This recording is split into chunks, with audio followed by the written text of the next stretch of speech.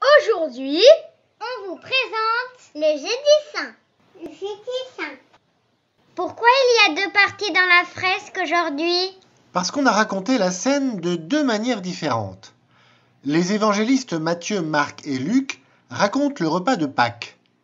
Jean décrit un lavement des pieds.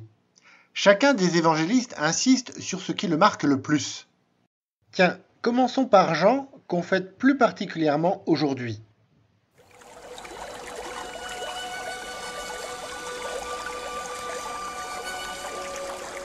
Jésus se lève de table, dépose son vêtement et prend un linge qu'il noue à sa ceinture.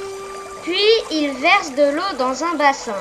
Alors il se mit à laver les pieds de ses disciples.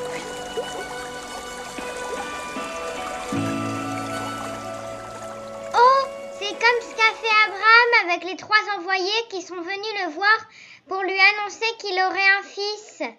Tu as tout à fait raison. C'est une belle règle d'hospitalité. À cette époque, pas de voiture, pas de train, on voyage à pied.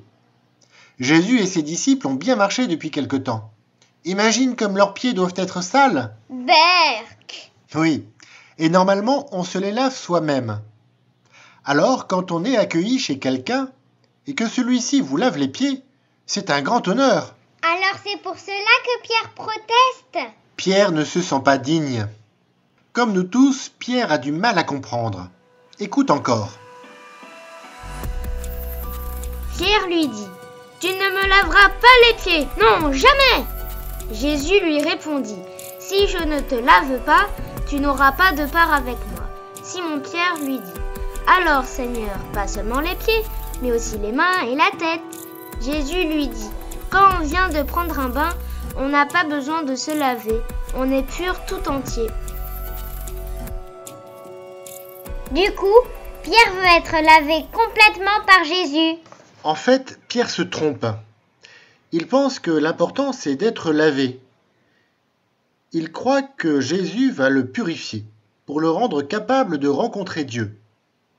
Alors il lui demande d'accomplir le geste jusqu'au bout et de purifier ses mains et sa tête. Mais ce n'est pas le sens de ce geste. Jésus le contredit alors et rajoute ceci. Ayant fait cela, Jésus leur dit : « Si donc moi, le Seigneur et le Maître, je vous ai lavé les pieds, vous aussi, vous devez vous laver les pieds les uns aux autres. » Mais oui, c'est à Jésus qu'on aurait dû laver les pieds, et c'est lui qui le fait pour les autres. Le véritable maître, c'est celui qui est au service de ceux qu'il aime. Exact. C'est ça, être un roi. Et en tant que roi, Jésus nous commande de continuer à faire cela aujourd'hui. Mais dis-moi, sais-tu qui est la seule personne à qui Jésus ait permis de laver ses pieds ? Je ne sais plus. Ce serait pas une femme? Eh oui. Mais papa, pourquoi cette nuit est spéciale? Ils ont mangé le repas? Oui, et cela nous ramène chez Matthieu. Pendant le repas, Jésus prit du pain et, après avoir prononcé la bénédiction, il le rompit. Puis, le donnant aux disciples, il dit : « Prenez, mangez, ceci est mon corps. » Puis il prit une coupe et, après avoir rendu grâce, il la leur donna en disant : « Buvez-en tous, car ceci est mon sang, le sang de l'alliance versé pour la multitude, pour le pardon des péchés. » Oh, c'est comme le prêtre à la messe. Oui, tu as raison. Mais pourquoi le pain de la messe, comme sur la fresque, il est tout plat? C'est la recette de Jésus? Pas vraiment. C'est un pain sans levain. Tu sais, quand je fais mon pain, il faut attendre plusieurs heures avant qu'il ne soit prêt. Oui, c'est long. Tu le prépares toute la journée. Eh bien, le pain sans levain, c'est un pain qu'on fait cuire tout de suite, sans attendre. Pourquoi? Jésus a oublié l'heure? Non, il est juste en train de fêter Pâques. Et alors? Eh bien, quand le peuple hébreu était esclave en Égypte, Dieu les a libérés. Mais il a fallu qu'ils partent très vite. Ils ont donc fait du pain sans le faire lever. Du pain sans levain. Pas le temps de faire autre chose. Ils sont partis sans bagages, en ayant foi que Dieu les aiderait tout au long du voyage. Depuis, chaque année, les Juifs fêtent cette Pâque et mangent le pain sans levain, sandales aux pieds, ceinture aux reins et bâtons en main. Prêts à partir, car Dieu va les libérer. Ce pain sans levain en est le symbole.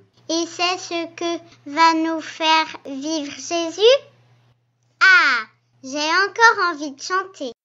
Jésus-Christ, tu es pain vivant, ta parole nous conduit droit devant dans l'amour que nous portons à tous ceux que nous croisons. Jésus-Christ, tu es pain vivant, ta parole nous conduit droit devant dans l'amour que nous portons à tous ceux que nous croisons.